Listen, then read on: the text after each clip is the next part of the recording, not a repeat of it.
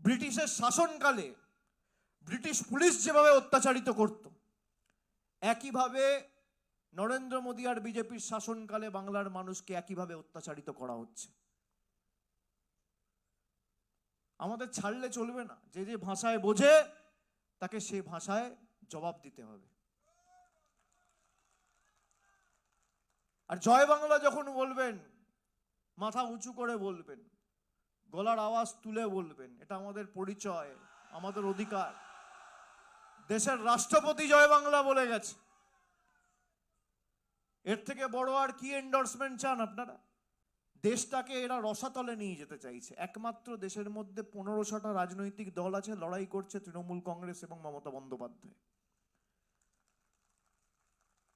এবং বাংলাই আগামী দিন ভারতবর্ষকে পথ দেখাবে। এই নির্বাচন সেই ভারতবর্ষকে আলো দেখাতে বা তমসাচ্ছন্ন ভারতবর্ষে মুক্তির সূর্যোদয় ঘটানোর ক্ষেত্রে অগ্রণী ভূমিকা পালন করবে এবং খুঁটি পুজোটা 26-এর নির্বাচনে হবে, এটা মাথায় রাখবেন। সে কারণে আমাদের কাঁধে কাঁধ মিলিয়ে ধরতে হবে।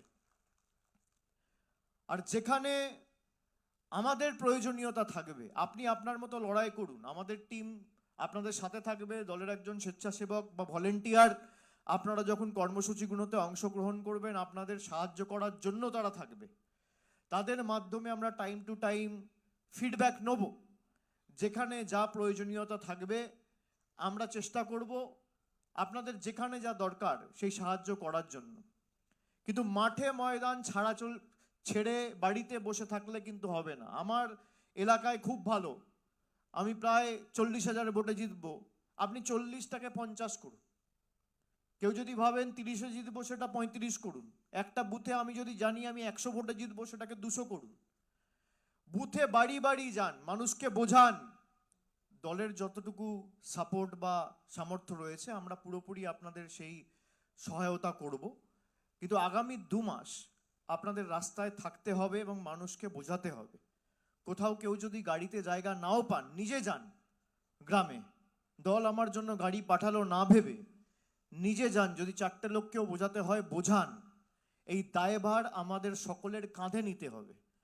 গত 5 বছরে, বিশেষ করে 2021 থেকে 26, বিজেপি এখানে বিরোধী দলের মর্যাদা পাওয়ার পর বিজেপি নেতারা যেভাবে তপশিলি জাতির একাধিক নির্বাচিত জনপ্রতিনিধি, আপনারা দেখেছেন শুভেন্দু অধিকারী কি ভাষায় দেবনাথ হাঁসদা, বীরবাহা হাঁসদাদের আক্রমণ করেছে।